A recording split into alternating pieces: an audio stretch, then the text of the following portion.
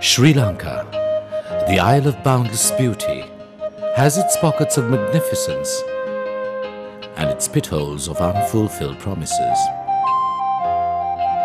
Areas where development seems to have frozen in time. It's in these areas that our concern for the differently able burns intensely. The Jaffna district, situated in the northernmost region of Sri Lanka, covering an area of approximately 1,000 square miles, is one such area where the differently able are less privileged. The ethnic conflict has also left its scars on the life of Jaffna's people, wrecking their livelihoods and their prospects.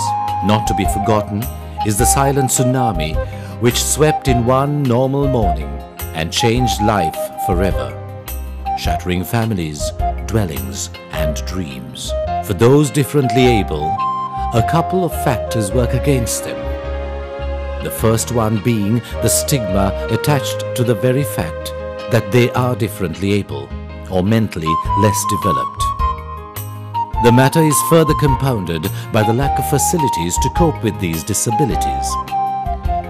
And this is a region-wide need affecting families and children. The Sivapoomi Home for the Differently Able was established in 2004 in an effort to reverse this trend. It is a path-breaking non-profit venture that steps forward to provide free education and training to those afflicted with mental handicaps. At the time of its inception, 12 students walked into its portals to receive encouragement, love, and earn their dignity. Over the course of time, the school has grown, and currently there are over 155 students between the ages of 7 and 33 years studying here, supported by 15 teachers and 6 supporting staff. These children are special, suffering from some degree of mental retardation and physical disability and unable to live normal lives. Before their arrival here, some of these children were forced to attend normal schools, competing with children blessed with all faculties. Once their disabilities were recognized, the children were sent here due to a lack of professional care and study techniques structured to cater to their needs. The Sivapoomi School, therefore, plays a vital role providing an atmosphere of specialized learning and development for children with disabilities. Individual care is offered to the students based on their capabilities and needs and includes subjects such as mathematics, art, reading and writing skills. Music, dancing and sports also take center stage to give children a chance to explore their added gifts and cheer them up. Often the students compete with normal children from regular schools in educational and recreational events and fare beyond all expectations.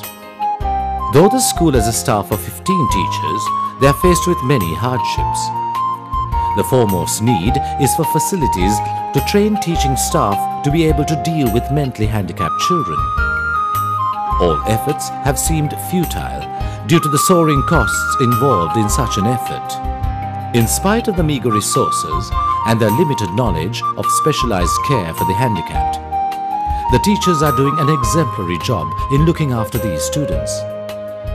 But the need of the hour is the availability of a trainer or a team to pass on the specialized skills to even a few promising candidates, who will in turn train fresh recruits because most students require individual attention.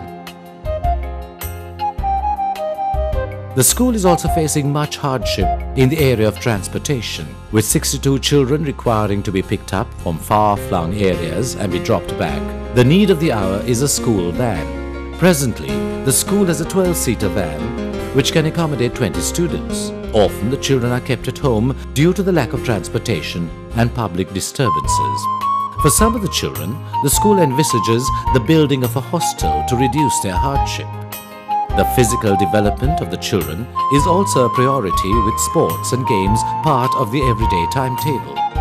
Even their midday meal is taken care of to provide the much-needed nutrition and care.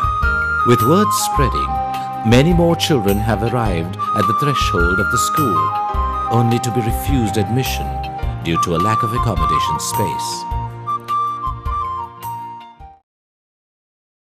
எனது மகனும் பிறப்பிலிருந்தே மூளை வளர்ச்சி கொண்டியவர். அவருக்கு இப்பொழுது வயது 23 இருந்தார். அவர் மூளை வளர்ச்சி அபிவிருத்தி அடையாமல் அது இன்னும் மேலும் வளர்ந்து கொண்டிருந்தது. 2004ஆம் ஆண்டு நான் எனது மகனை கொண்டு வந்து அந்த பாடசாலையில் சேர்த்தேன். ஆனால் நான் நினைக்கவில்லை எனது மகனுக்கு இப்படியான ஒரு அறிவு இந்த 3 வருடங்களுக்கு வரும் என்று. ஆனால் அங்குள்ள ஆசிரியர்கள் மிகவும் அன்பாக அந்த பிள்ளைகளுக்கு உரிய தேவைகளை கவனித்து பாடங்களையும் போதித்து வருகிறார்கள். இந்த மாதிரி அந்த பிள்ளை தன்னுடைய அறிவை அபிவிருத்தி செய்ய வேணும் என்பதற்குரிய வழிவகைகள் எல்லாம் அந்த ஆசிரியர்கள் மனம் போனாமல் பெரிதும் அன்பாக அந்த பிள்ளைகளை கவனித்து அந்த பிள்ளைகளுக்கு கூட நாங்கள் பள்ளிக்கூடத்தில் வந்து படிப்போமே என்ற ஒரு சிந்தனை கூட இருக்கிறார்கள். அந்த பிள்ளைகளும் ஏனைய பாடசாலை மாணவர்களைப் போல மிகவும் ஆர்வமாக வந்து பாடசாலை கேட்டு வந்த உடனே அவர்கள் உடனே வகுப்பறைக்குள் போகக்கூடிய மாதிரியான அளவுக்கு இங்கே பயிற்றப்பட்டு அவர்கள் சகல விதத்திலும் எல்லா விதமான இதுகளையும் அவர்கள் ஒழுங்கான முறையில் அவர்கள் இங்கே பயிற்றுவித்து வருகிறார்கள். பல இடங்களிலிருந்து அந்த பிள்ளைகள் வருகிறார்கள். அவர்களை கொண்டு வருவதற்குரிய வாகன வசதிகள் எல்லாம் இங்கே அவ்வளவு போதுமானதாக இல்லை. இங்கே குறிக்கப்பட்ட பிள்ளைகளாம் வருகின்றார்கள். எவ்வளோ பிள்ளைகள் போக்குவரத்து வசதி இன்மையால் இந்த பாடசாலைக்கு நாங்கள் வரங்கிற பிள்ளைகளை சேர்க்க முடியாமல் இருக்கிறது என்ற ஒரு ஆதங்கத்தில் பல பெற்றோர்கள் இருக்கிறார்கள். உடற்பயிற்சி செய்வதற்குரிய போதிய உபகரணங்கள் இல்லை. இந்த காலங்களில் பெரிய நவீன உபகரணங்கள் இப்படியான மன வளர்ச்சி கொண்டிய பிள்ளைகளுக்கெல்லாம் நவீன உபகரணங்கள் அவர்கள் சுலபமாக இவைகளை செய்வதற்கு நவீன உபகரணங்கள்லாம் இருக்குது. ஆனால் இங்கே இந்த பாடசாலையில் அந்த நவீன கரணங்களை பெற்றுக்கொள்வதற்கு கூடிய வசதி இல்லாமல் இருக்கு. Due to the economic situation, simple day-to-day expenses have hit the roof with inflation at 28%. Faced with these hardships, the school requires financial assistance in the following areas. The monthly maintenance expenses hover around $1,700, with food expenses amounting to $800. Annual expenditure includes a training fund for teachers to specialize in handling intellectually disabled students. Uniform for students and teachers amounting to $1,500. Capital expenditure the school will incur will be for 5 computers to impart IT skills to students, which adds up to $4,000, and a printer at $500.